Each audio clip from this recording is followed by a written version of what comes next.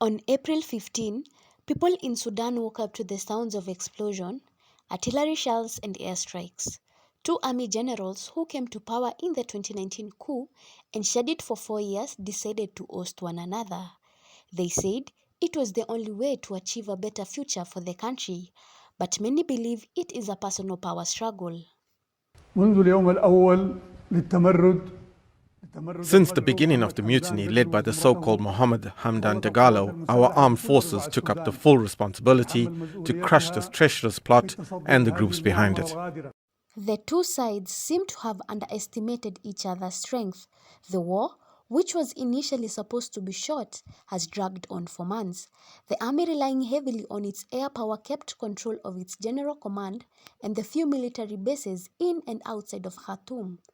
Fighters from the Rapid Support Forces paramilitary went into residential districts for hideouts, occupied major public facilities, including the presidential palace, and took parts of the western regions of Darfur and North Kordofan states.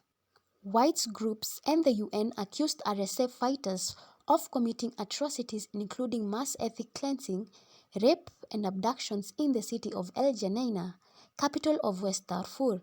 The war has affected 27 million Sudanese in some way or another.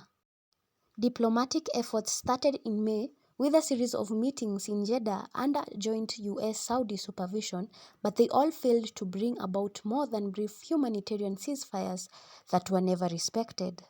الجيش السوداني والشعب السوداني The Sudanese army and people believe this war has been imposed on them and that it's supported by foreign countries, unfortunately. There's an Arab country standing behind it. The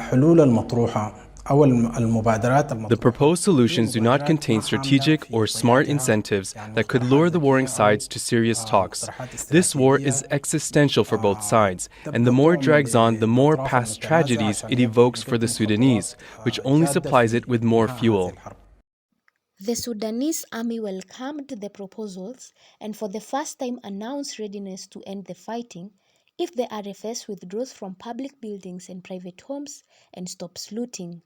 For its part, the Rapid Support Forces said it is willing to negotiate and hand over power to a civilian government. The two sides have sent delegations back to Jeddah to resume talks, with hopes of a decisive victory on the battleground fading. The initial attitude seems to be changing, but there has not been any sign of mutual concessions that could lead to peace. Reporting for MMU News, I am Stacey Ngugi.